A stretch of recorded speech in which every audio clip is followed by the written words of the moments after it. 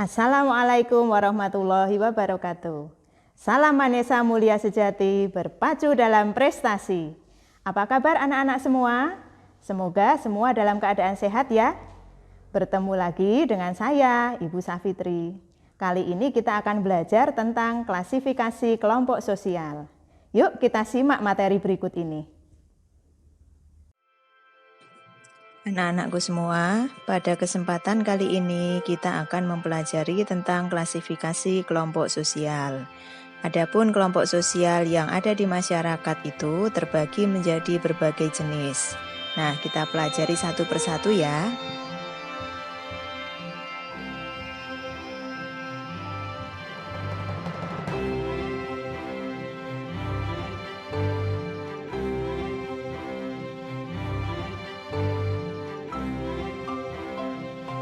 Yuk kita pelajari satu persatu.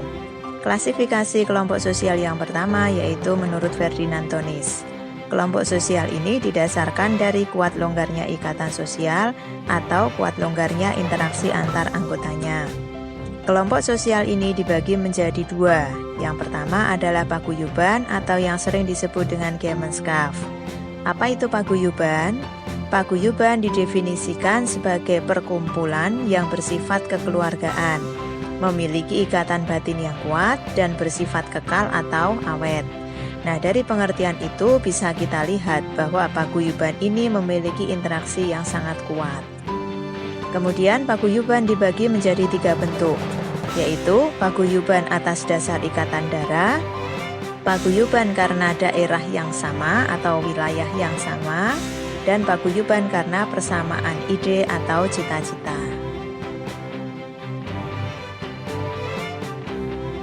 Nah, dari penjelasan di depan, maka kita bisa membuat kesimpulan bahwa paguyuban memiliki ciri-ciri sebagai berikut. Yang pertama adalah intimate, yaitu hubungannya mesra. Artinya, anggota di dalam paguyuban ini memiliki tingkat interaksi yang cukup erat. Yang kedua, private, artinya bersifat pribadi. Anggota di dalam paguyuban ini memiliki hubungan khusus dengan orang-orang yang memang betul-betul dia kenal saja. Kemudian yang ketiga yaitu eksklusif. Hubungan tersebut hanya untuk kita. Kita adalah anggota di dalam kelompok paguyuban dan bukan untuk orang lain di luar kita. Berikut beberapa contoh paguyuban yang berkembang di masyarakat kita. Anggota paguyuban ini memiliki tingkat interaksi yang sangat kuat.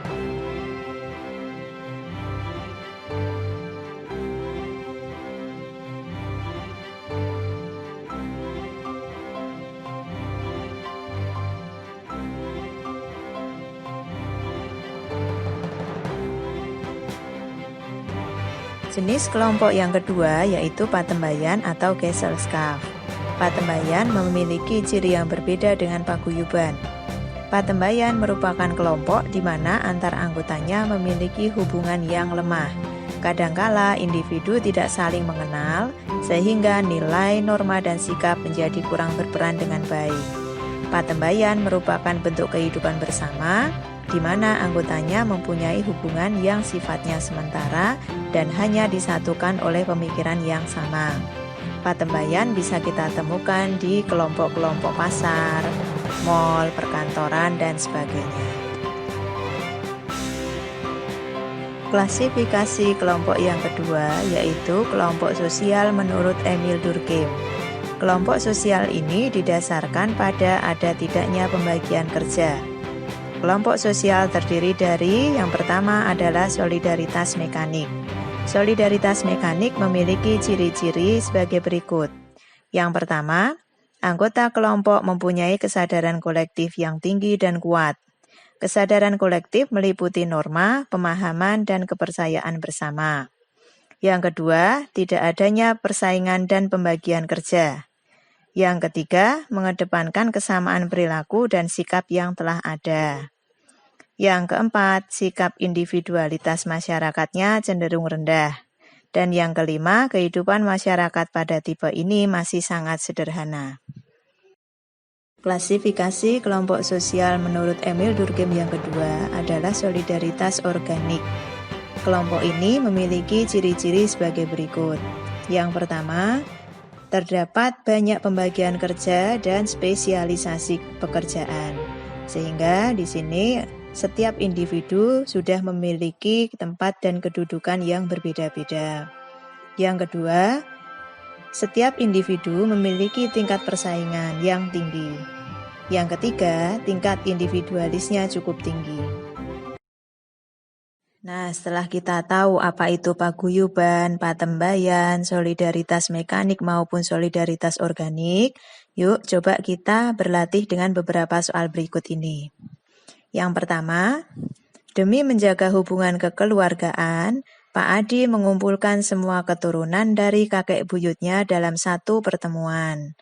Acara ini menjadi agenda tahunan dalam keluarga. Nah, kira-kira contoh kelompok tersebut disebut apa ya? Melihat interaksi yang cukup kuat di dalam keluarga Pak Adi, maka kita bisa menentukan bahwa kelompok itu disebut dengan paguyuban. Soal yang kedua. Setiap tahun, keluarga besar Pak Husein melakukan reuni keluarga. Berdasarkan tipenya, kegiatan keluarga Pak Husein menunjukkan ciri kelompok sosial berbentuk apa kira-kira? Nah, tadi di nomor 1 kita sudah mengenal bahwa keluarga itu masuk dalam paguyuban. Paguyuban memiliki nama lain adalah Gemeinschaft. Sementara Gemeinschaft itu terbagi menjadi 3 bentuk. Ada Gemeinschaft by place, ada Gemeinschaft by blood, maupun Gemeinschaft of mind. Sekarang kita cermati, kalau keluarga itu kira-kira masuk di dalam Gemeinschaft yang mana? Ya, betul, Gemeinschaft by blood karena didasarkan pada kesamaan keturunan. Soal nomor 3, soal ini agak panjang. Pengumuman tentang lowongan pekerjaan mendorong masyarakat mendaftarkan diri. Mereka yang mendaftar akan ditugaskan memasarkan produk selama 6 bulan. Apabila hasil pekerjaan mereka bagus, kontrak dapat diperpanjang. Begitupun sebaliknya. Interaksi antar karyawan perusahaan tidak begitu akrab karena jumlah karyawan yang sangat banyak, sehingga tidak memungkinkan untuk bertemu satu persatu. Jenis kelompok sosial yang tercipta berdasarkan pemaparan soal disebut kelompok apa? Di situ sudah ada keterangan bahwa interaksi antar karyawan perusahaan tidak begitu akrab karena jumlah karyawannya sangat banyak. Nah, kira-kira kelompok mana yang dituju? Baik, jawabannya adalah kelompok patembayan karena melihat dari tingkat interaksinya yang kurang erat. Soal yang keempat, masyarakat pedesaan memiliki kesederhanaan dan kesamaan dalam berpikir serta bertindak. Hal tersebut menunjukkan masyarakat terikat pada solidaritas apa? Nah, mereka memiliki tingkat kesamaan dalam bertindak maupun berpikir karena dasar dalam bertindak adalah adat istiadat.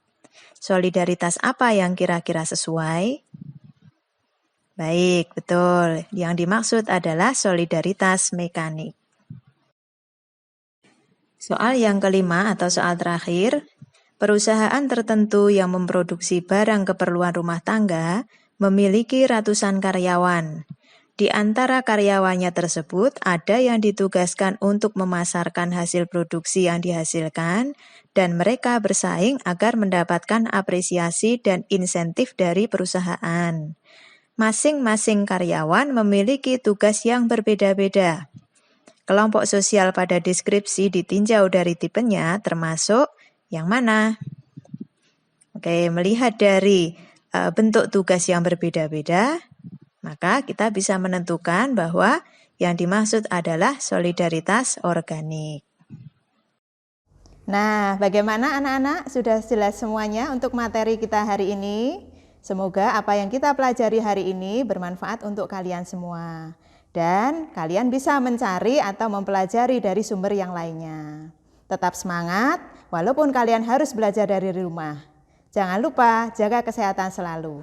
Wassalamualaikum warahmatullahi wabarakatuh.